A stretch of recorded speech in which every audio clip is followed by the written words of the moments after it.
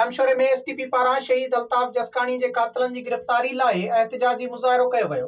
अमजद मस्तोई, शबीर अहमद जोणेजो, इरफान बिरोही ऐं ॿियनि जी अॻवानी में कारकुननि रैली कढी जामशोरो प्रेस क्लब आॾो एहतिजाजी मुज़ाहिरो कयो। उन मौक़े ते अॻवाननि जो चवणु हो त 2 हफ़्ता गुज़री वञण बावजूदि एसटीपी जे मर्कज़ी अॻवान शहीद अल्ताफ जसकानी जा कातिल गिरफ़्तार न आहिनि कया विया, जेका टंडोला यार पुलिस जी नाअहली आहे। एहतिजाज के इन शहीद अल्ताफ जसकानी जे क़त्ल खे अॼु 12-13 ॾींहं गुज़री चुका आहिनि। हिन वक़्त ताईं टंडोला यार जो एसपी रुखसार खावड़ ऐं आईजी सिंध मुख्य जवाबदार अल्ताफ जसकानी जा जेके कातिल आहिनि उहे हींअर ताईं पुलिस जी गिरफ़्त में न अची चुका आहिनि।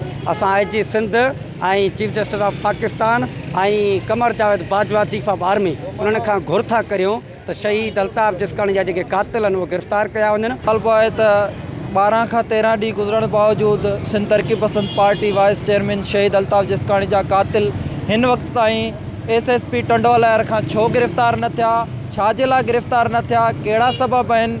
असीं मुतालबो था करियूं आईजी सिंध खां भाउ अल्ताफ जसकानी जे क़त्ल में जेके नामज़द जवाबदार आहिनि उहे फिलफर गिरफ़्तार करे ऐं कानून जे कटहरे में आंदो।